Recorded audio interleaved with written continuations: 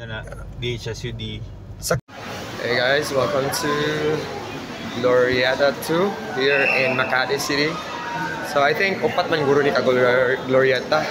So ang 2 is mo ni siya ang pinakadool sa MRT station. Yeah, napoy connected na siya sa mga landmark, SM, Makati. So na siya.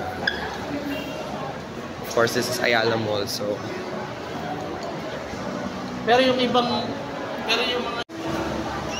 mag-Jollibee na lang yun siguro gihapon ko kaya para dali na lang mag-order kaya kaibahan ako sa order. Aso na kayo mag-uyok. Dapat kayo mga mall dito sa Manila. Kunay silang Jollibee dire, og interior. Lahir na dyan, na? So guys, from Glorieta Mall sa Landmark ta, connected na sila mga malls dire. Pati sa SM. Pag suna ko dire sa Landmark, ipatokaran dyan ko in-sync ko. Bye, bye, bye. Siya Landmark.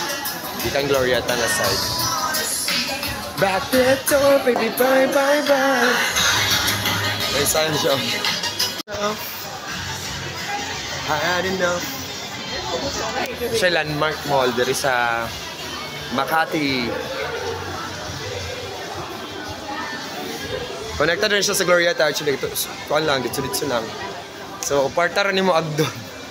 Ano sa taman. Kapay SM Makati diri. Muna siya ang kananan diri sa lower ground sa Landmark Mall. Diri sa may Makati. So this next Glorieta Malls. Doon sa siya sa SM Makati.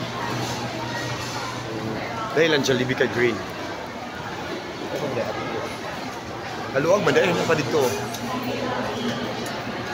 Galibog ko kayo na pa diri sa Manila kay gutmon ko.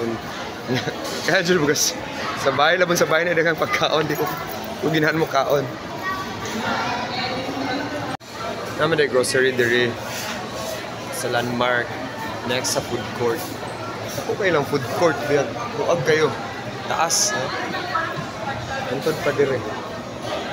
Napag yun na dito gael siya. Sakto na yung grocery. Ano lang ko mapalit.